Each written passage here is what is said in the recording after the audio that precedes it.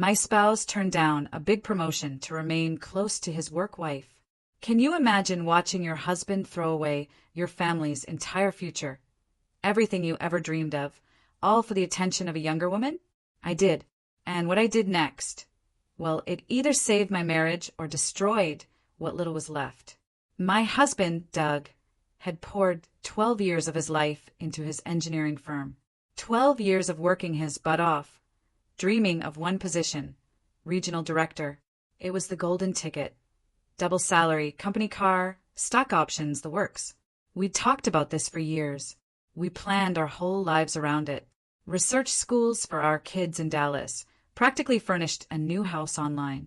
He promised it would change everything for us, give our children opportunities we never had. Then he turned it down. Without telling me, I found out when his boss called our house, asking if everything was okay because Doug had declined the offer that morning. My heart just stopped. When Doug finally got home, I asked him what happened. He just shrugged, said he'd thought about it, and Phoenix was better for our family. Better for our family? What changed since last week when he was practically practicing his acceptance speech in the shower? He started with the excuses. The kids are settled. Moving would be disruptive. Our kids were 5 and 7, for crying out loud. They were excited about a bigger house, a pool. Then it was the cost of living in Dallas would eat up the raise. I'd done the math, done the research. We'd be saving $30,000 a year, even with higher taxes. The excuses just kept coming, getting more ridiculous, until he finally said, "My team needs me here. I can't abandon them." His team was 3 people, and one of them was Lindsay. Lindsay, 29, single, started 2 years ago as his junior engineer. She laughed at all his jokes, brought him coffee without being asked, always stayed late when he did. She wore tight skirts and high heels to a job where everyone else wore jeans. She'd touch his arm when she talked, stood too close in meetings, even called him her work husband, in front of me at the company picnic. Doug always brushed it off. "She's just friendly," he'd say. "You're being paranoid." But now he was giving up our entire future to stay near her. My future, our children's future. I asked him directly, "Is this about Lindsay?" He got defensive, of course, said I always assumed the worst. Called her brilliant, said she needed his guidance. Leaving now would derail her career, he insisted. I can't be that selfish. Selfish? I just stared at him. What about our careers? Our potential? Our children's futures? His response? I was being materialistic. Dallas wasn't worth losing what we had in Phoenix. What he had, I thought, was Lindsay. Over the next few weeks, I watched him closely. He started going to the gym at lunch because Lindsay went, joined the company softball team because she was on it, volunteered for weekend projects she was assigned to. He changed his cologne to something younger, got a haircut that made him look utterly ridiculous, but Lindsay complimented it, so it stayed. He started using her phrases, listening to her music, watching her shows. He was 42, trying to be 29. It was pathetic. And that's when I started my plan. I reached out to Christopher, Doug's boss. Told him I was concerned about Doug passing up the promotion. Christopher was disappointed, too. Said Doug was perfect for Dallas, but they needed someone soon. That's when I casually mentioned how highly Doug spoke of Lindsay's work. How brilliant she was. Maybe she'd be interested in a leadership role. Christopher initially thought Lindsay was too junior for regional director, but they did have an opening for a project manager in Dallas. Perfect for her development. I told him Doug would be so proud to see his mentee advance. Christopher loved the idea. And just like that, Lindsay got the Dallas offer. When Lindsay got the offer, she was absolutely thrilled. She ran to Doug's office, practically jumping on him, gushing about how her career was taking off thanks to his mentorship. Said she'd miss him, but it was too good to pass up. Doug went pale, asked if she'd really leave Phoenix. She looked at him like he was crazy. Of course. It's my dream job. 50% more money. A path to director in 2 years. Doug tried to convince her Phoenix was better, but she just said, "Nothing's keeping me here." The very next day, Doug went to Christopher, suddenly reconsidering. Said he'd take the Dallas position after all. Christopher just smiled apologetically. Sorry, Doug. Already offered it to someone else. They accepted immediately. Doug asked who. Christopher said it was confidential, but they were very excited about the new direction. Doug came home destroyed. Absolutely devastated. I acted sympathetic, of course. Well, at least Lindsay got a great opportunity, I said, trying to keep my voice neutral.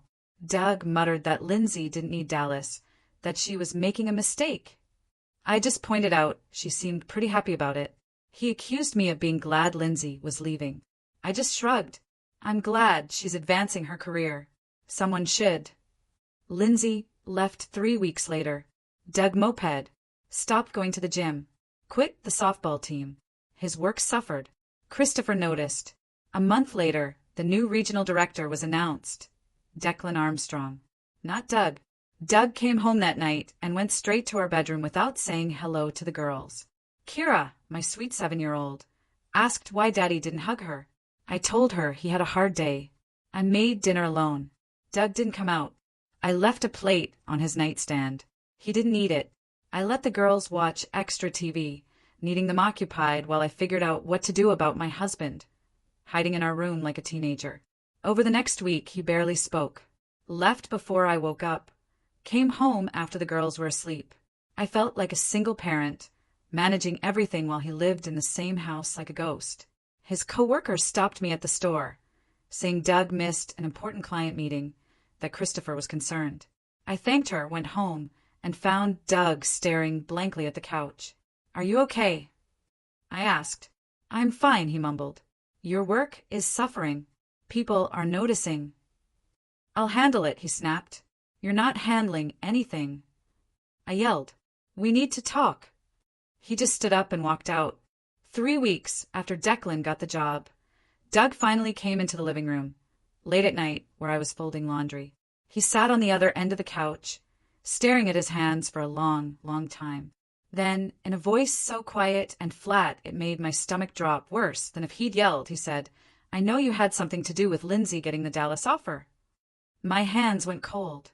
He said Lindsay had called him, thanking him again for being such a great mentor, and how nice it was that I'd reached out to Christopher about her career development. He put it all together. How convenient it was. He asked me directly, Did you plan all of this to get rid of her? I sat down the towel, looked him dead in the eye, and said, Yes, I did exactly that. His face didn't change, but something shifted behind his eyes. I told him I'd watched him choose a 29-year-old girl over our family's future. I told him I wasn't going to sit around while he threw away everything we'd worked for. I listed it all, the gym, the softball team, the weekend projects. The cologne, the hair, the music, trying to impress someone young enough to be his daughter. Doug just sat there, silent, for what felt like an eternity. Finally he spoke. I never actually chose Lindsay, he said, his voice barely a whisper. I just got scared of the change. All the pressure that came with the promotion. The Dallas job felt too big. I panicked about failing. I asked him, why couldn't you just tell me that instead of making excuses about the kids and the cost of living? He looked away. I didn't know how to admit I was scared without looking weak. We sat there, the half-folded laundry between us, having our first honest conversation in months. He admitted Lindsay made him feel young again, like he still had potential, not just a middle-aged guy who forgot to take out the trash. Nothing physical ever happened, he insisted, but he knew his attachment got inappropriate. He liked how she looked at him, like he was smart and interesting, not just someone who forgot to take out the trash. Do you realize how pathetic that sounds? I asked. Yes, he said. I do. He said watching Lindsay leave forced him to see how stupid he'd been, chasing validation from someone who didn't actually care about him beyond his mentorship. I told him his intentions didn't matter when the result was him throwing away our future. I wasn't sorry for protecting our family, even if my methods were manipulative. You made me into someone who had to scheme and plot, I told him, instead of just trusting my husband to do the right thing. He understood why I did it, but it still hurt, knowing I went behind his back. It hurt watching you go behind mine with Lindsay for months, I shot back. We sat there, not looking at each other, until he finally stood up and went back to the bedroom. No resolution.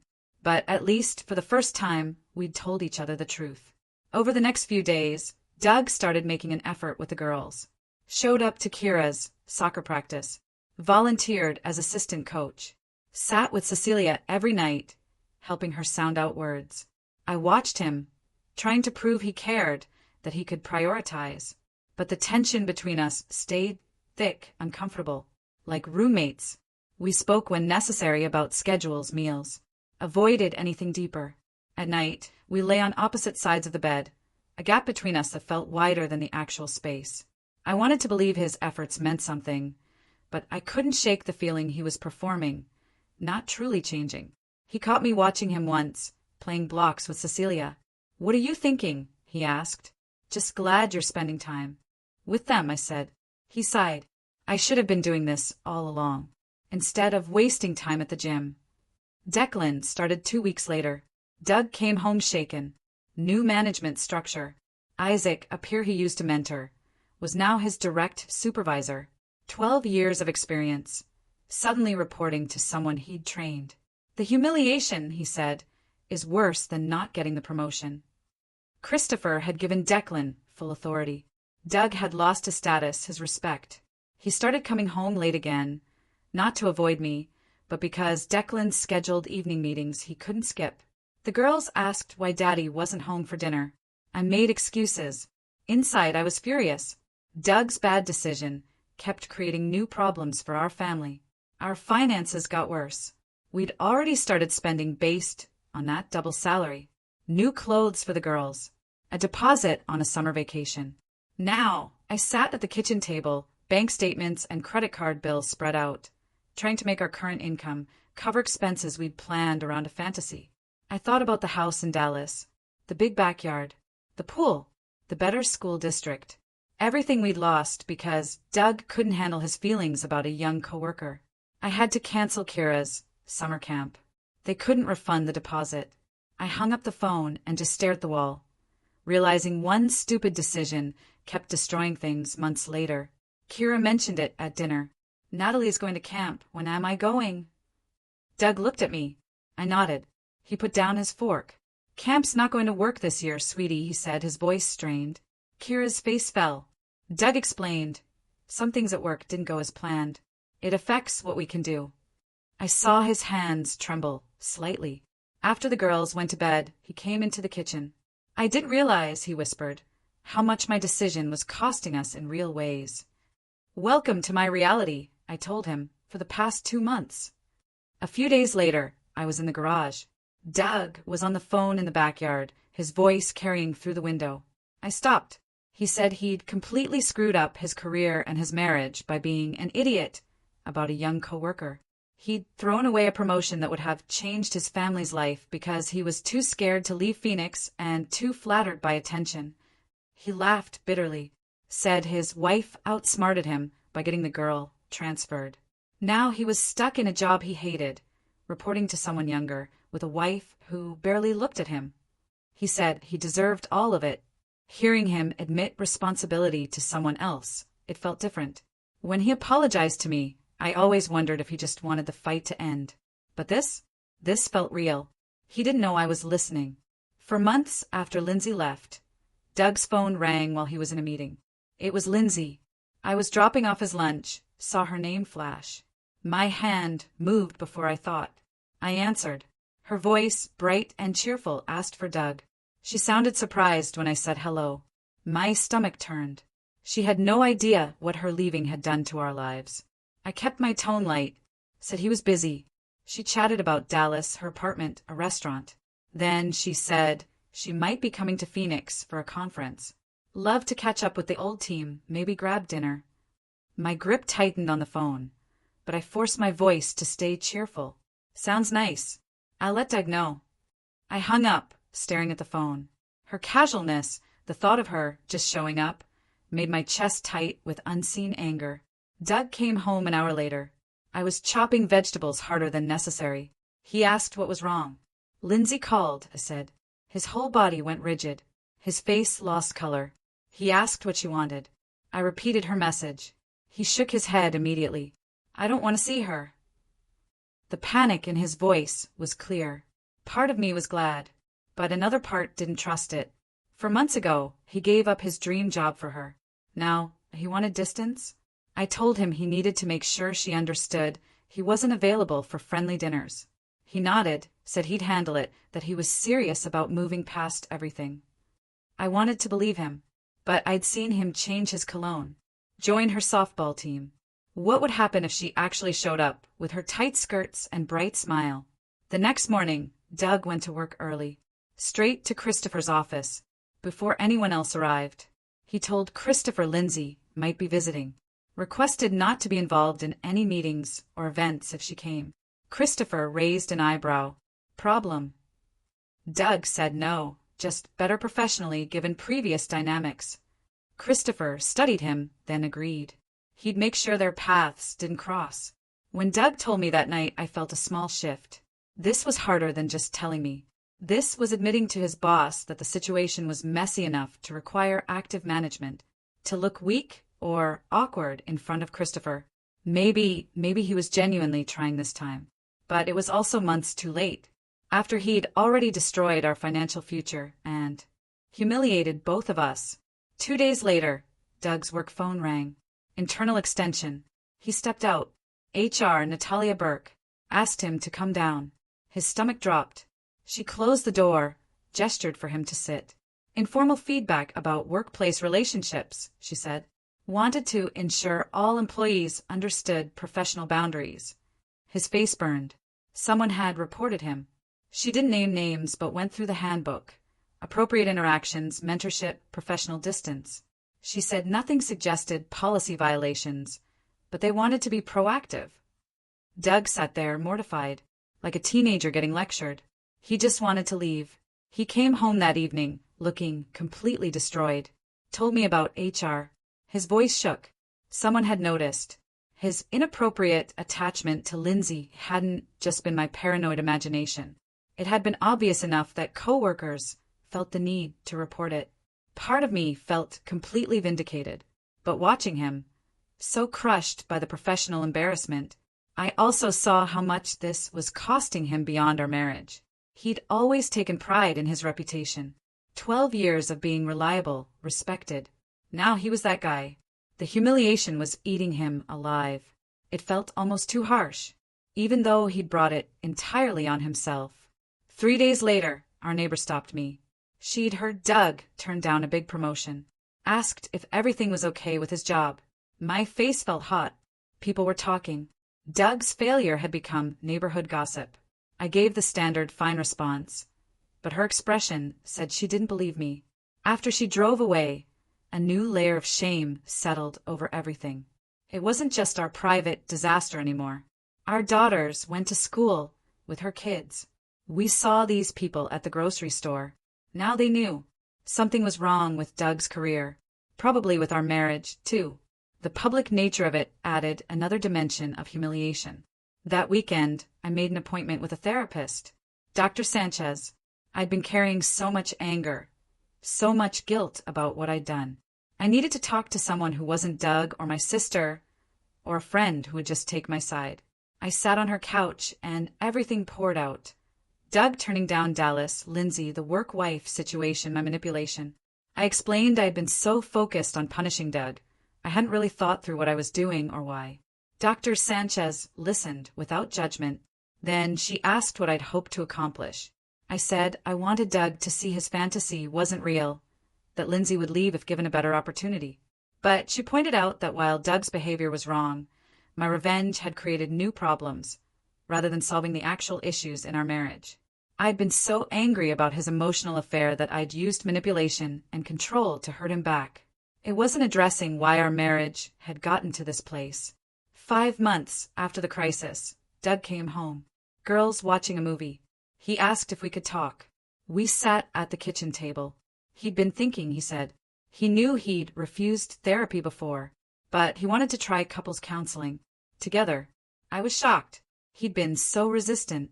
He explained he could see our marriage couldn't continue like this, cold, distant. He wanted to fix things, but didn't know how on his own. Something shifted in my chest. Doug asking for help. The man who always insisted he could handle everything. who saw asking for support as weakness. This felt new, like he was serious about change. I agreed. He looked so relieved, said he'd make some calls. We sat there, awkward silence, both of us aware. This was a turning point. But what would it actually mean? 2 weeks later, our first appointment with Lori Finch, a marriage counselor. Her office was calm, neutral, comfortable chairs, tissues. Lori asked us to share our perspective. The next hour was brutally uncomfortable. Doug talked about feeling invisible at home, unappreciated at work. How Lindsay's attention made him feel relevant again. He admitted the emotional affair, prioritizing her over our family.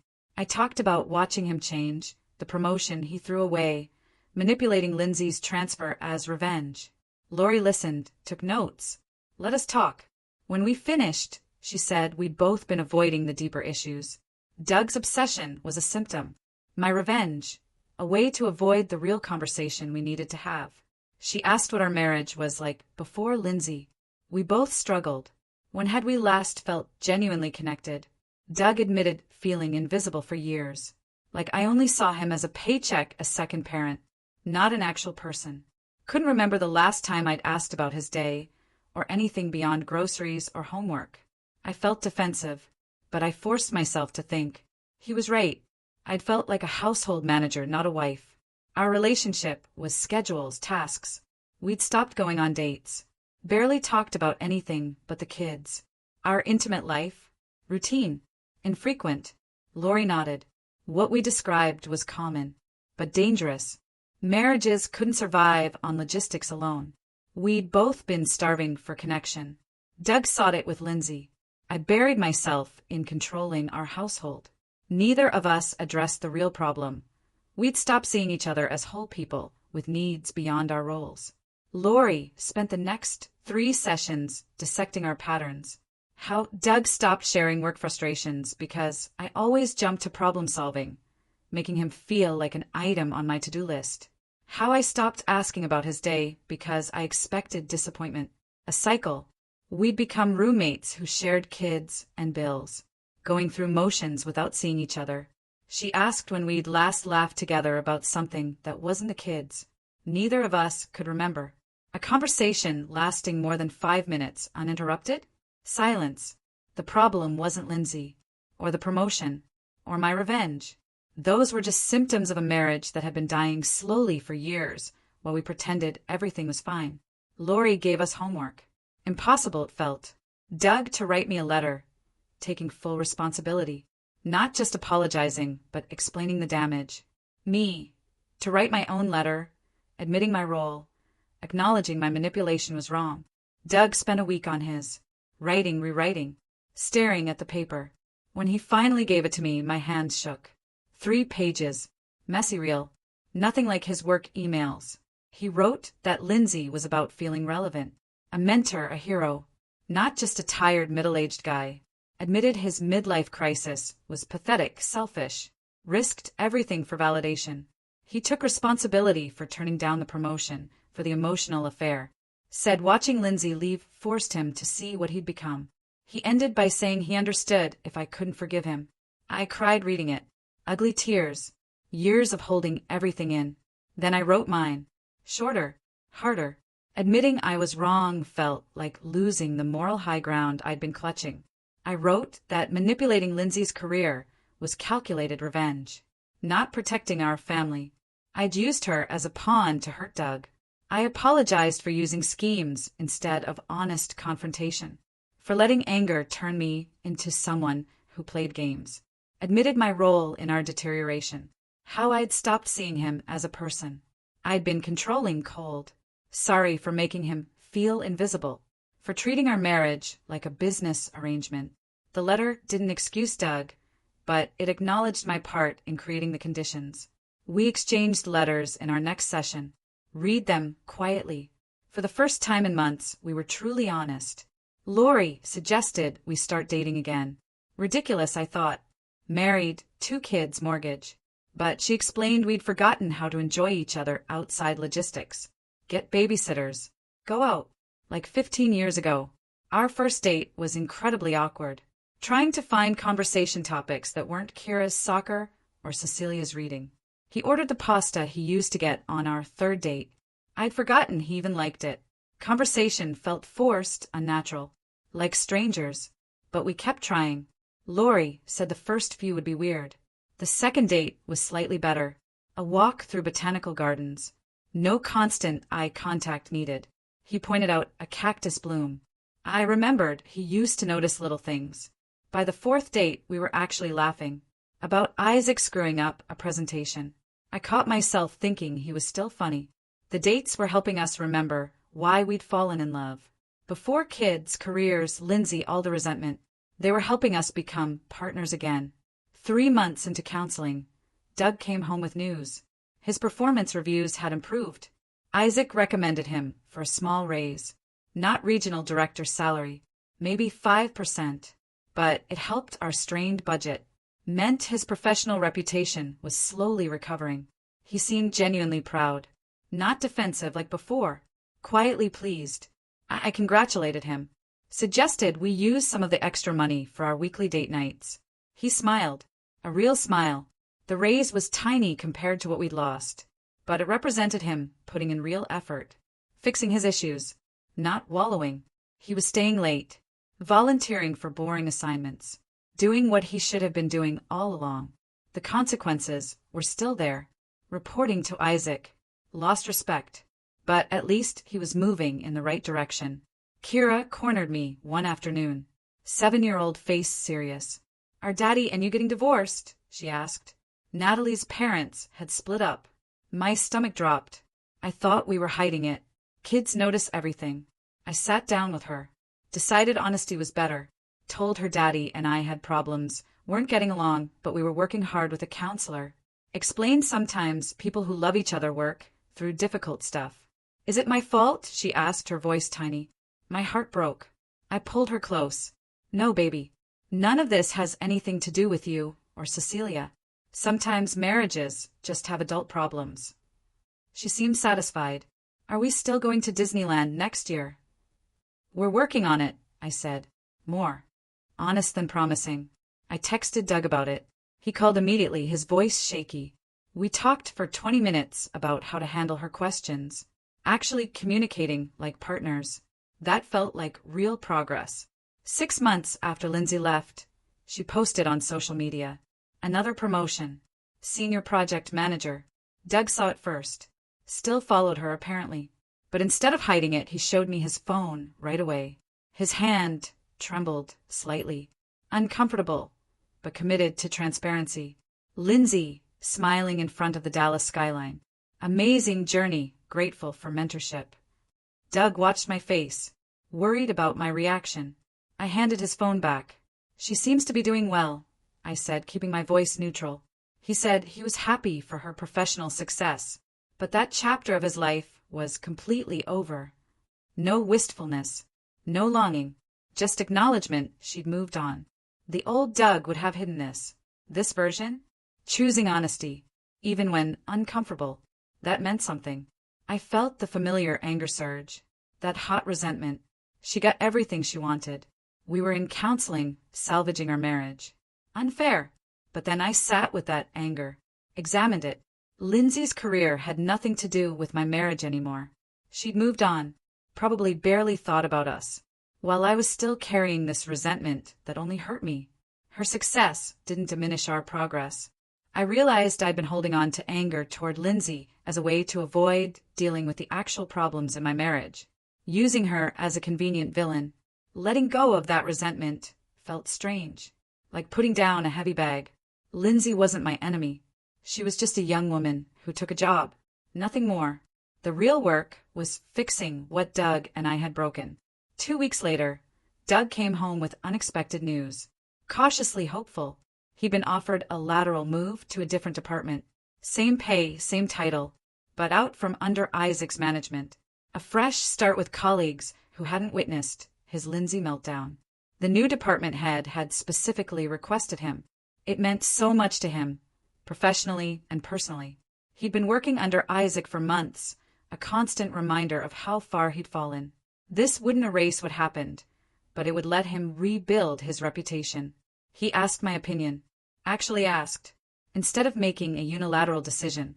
Significant progress. I told him to absolutely take it. A fresh start was exactly what he needed. He looked so relieved.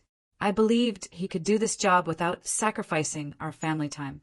He spent the weekend preparing for his interview. Asked me to review his talking points. Treating me like an actual partner.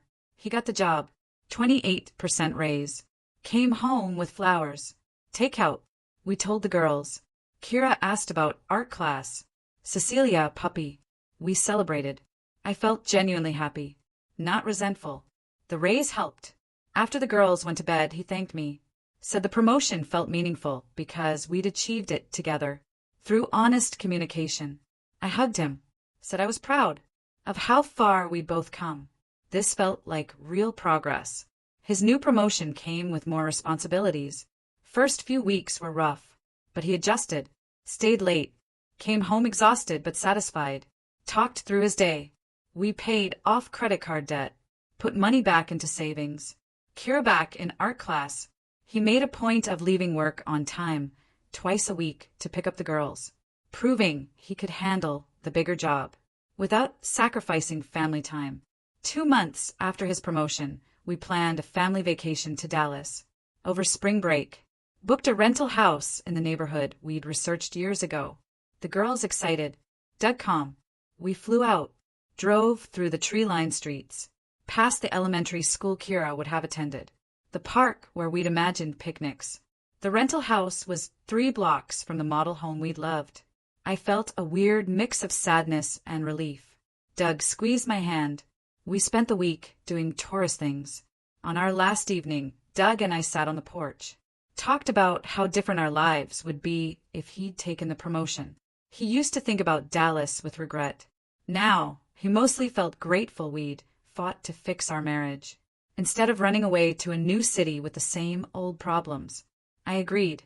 Glad we'd built something stronger in Phoenix, rather than chasing a fantasy life that might have fallen apart anyway. Our final regular session with Lori. She congratulated us on reaching a point where we could visit Dallas without resentment or what-ifs. We'd done the hard work.